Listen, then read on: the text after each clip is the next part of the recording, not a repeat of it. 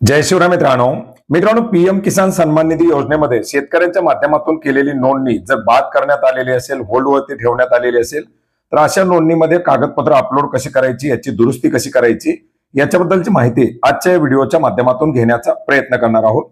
मित्रांनो, याच्यासाठी सर्वात प्रथम आपल्याला पीएम किसानच्या वेबसाईटवरती येऊन आपल्या नोंदणीची स्थिती चेक करायची, स्टेटस ऑफ सेल्फ अँड सीएससीच्या थ्रू केलेले जे काही लाभार्थी असतील यांची नोंदणी। याच्यामध्ये आपल्याला सर्वात प्रथम आपला आधार कार्ड नंबर एंटर करायचा आहे। आधार नंबर एंटर करून या ठिकाणी एक कॅप्चा कोड दिलेला आहे, तो कॅप्चा कोड टाकायचा आहे आणि याच्यावरती व्हेरीफाय वरती क्लिक करायचंय। याच्यामध्ये आपण पाहू शकता आपली जी नोंदणी असेल त्या नोंदणीची स्थिती या ठिकाणी दाखवली जाते।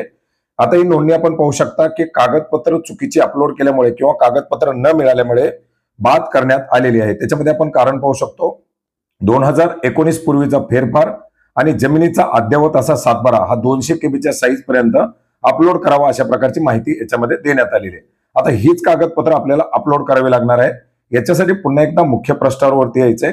मुख्य पृष्ठावरती आल्यानंतर आपण पाहू शकता अपडेशनची ऑप्शन दिलेली आहे। या अपडेशनच्या ऑप्शनवरती क्लिक करायचंय। याच्यावरती क्लिक केल्यानंतर पुन्हा एकदा आपल्याला या ठिकाणी आधार नंबर टाकायला सांगितला जाईल। आधार नंबर टाकायचा आहे, कॅप्चा कोड टाकायचा आहे। याच्यानंतर आपल्याला नंबर दाखवला जाईल आपला आणि एक ओटीपी आपल्याला नंबरवरती मागवायचा आहे।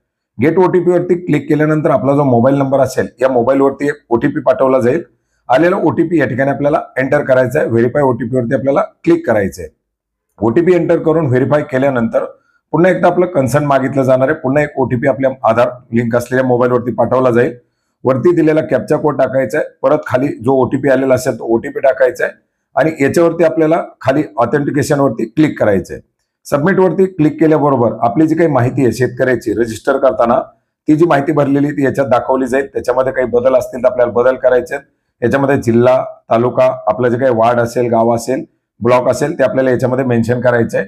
याच्या व्यतिरिक्त काही याच्यामध्ये त्रुटी असेल, काही दुरुस्ती असेल तर ती दुरुस्ती सुद्धा आपण याच्यामध्येच या ठिकाणी करू शकतो। परंतु आता या अर्जाच्या बाबतीत आपल्याला फक्त कागदपत्र अपलोड करायला सांगितलेले आहेत। तर आपण खाली पाहू शकतो आपल्याला कागदपत्र अपलोडसाठी सुद्धा ऑप्शन दाखवले जाईल।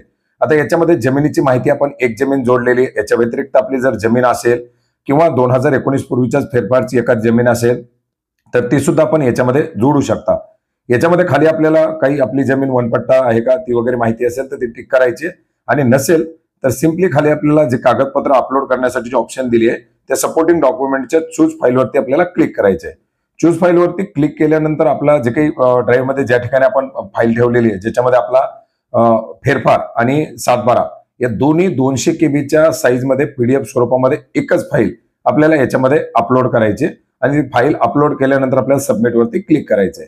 आपण सबमिट वरती क्लिक केल्याबरोबर आपला हा अर्ज पुन्हा एकदा सादर होणार आहे।